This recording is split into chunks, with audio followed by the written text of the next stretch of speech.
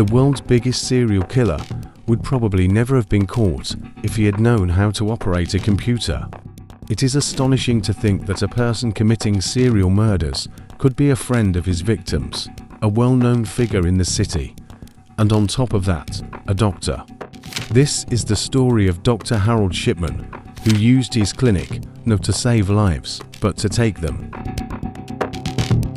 In a small town called Hyde in England, where only about 30,000 people live, Shipman continued his serial killings right under everyone's nose for 23 years. Even after killing more than 250 people, no one suspected Dr. Shipman, and probably never would have, if he hadn't made a small mistake. What was the reason for his killings? Why did it take so long for him to be caught?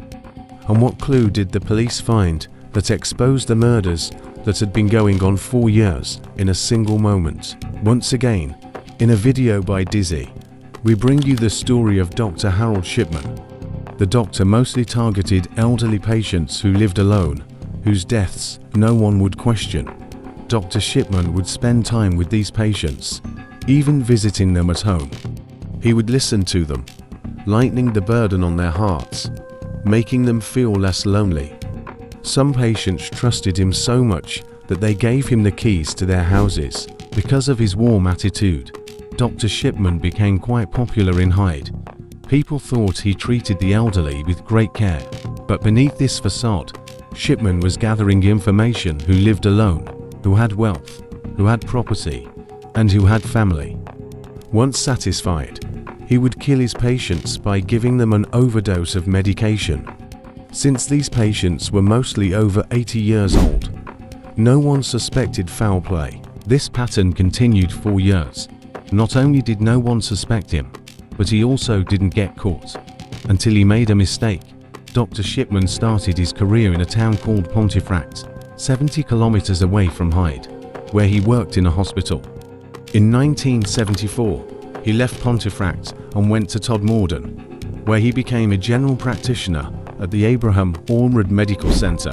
While working there, he had to prescribe high doses of pethidine, a strong and addictive painkiller. Dr. Shipman himself became addicted to pethidine and began prescribing it unnecessarily to his patients. The patients felt good after taking the drug, unaware they were being given a narcotic. This caused them to develop a dependency on him. After being caught misusing the drug, Shipman was fired, and his medical license was almost revoked. However, Shipman managed to keep his license, and, after a brief stint in a rehab center, he resurfaced in Hyde in 1977, becoming a general practitioner at the Donnybrook Medical Center. By 1993, he had opened his own clinic in Hyde, where his killings escalated.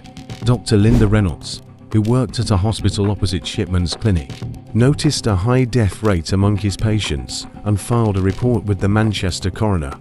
In her report, Dr. Reynolds highlighted that 16 of Shipman's patients had died in the last 3 months, a much higher number compared to other practices. It was also suspicious that after the deaths of Shipman's patients, most were cremated instead of buried, which was unusual for Christian families in the area. This raised further concerns, especially as many of the deceased were elderly women found dead in their homes, often with Shipman being the last person to see them alive.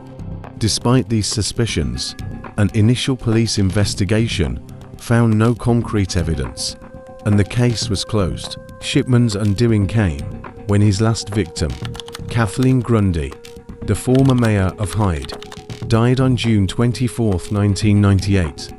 Shipman wrote her death certificate, listing the cause of death as old age. However, Kathleen's daughter, Angela Woodruff, who was a lawyer, became suspicious when she discovered a will that left her mother's house to Shipman. Angela knew her mother had 2 houses, but only one was mentioned in the will, suggesting it had been forged. Angela went to the police, and the investigation was reopened. Kathleen Grundy's body was exhumed, and high levels of diamorphine, or heroin, were found in her system.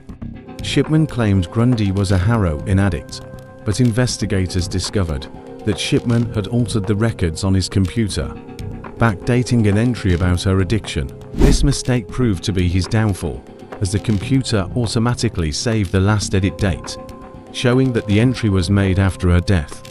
Further evidence, including the typewriter used to forge the will, was also found.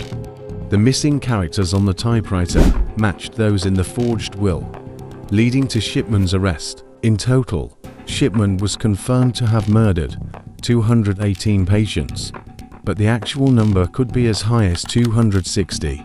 He was sentenced to life in prison, where he eventually committed suicide by hanging himself with bedsheets in his cell. To this day, the exact reason why Harold Shipman committed these murders remains a mystery. Some believe he was driven by a desire for control. Others think it was about money. And some speculate it was linked to the trauma of watching his own mother die from cancer while receiving morphine. We hope that you will like and share this video of Dizzy as well. I would like to thank you very much for your loving comments. See you in the next great video.